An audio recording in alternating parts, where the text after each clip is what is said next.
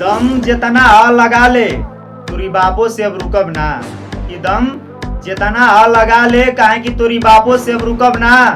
किरदार हुए सर कट जाई लेकिन साला झुकब ना।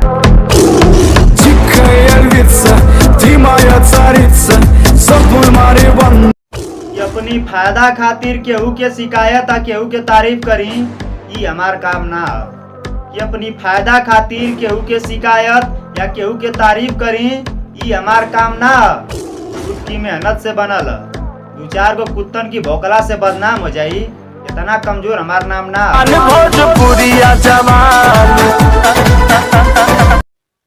जो जलता है उसे जलने दो, जलाते रहना मेरा काम है।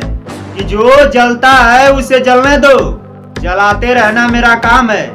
उसके जलने की एक वजह यह भी है उसके बाप से बेऊचा मेरा नाम है। गरम करत रही तले कांड हो गई, नाम हमर इला में बरान हो गई।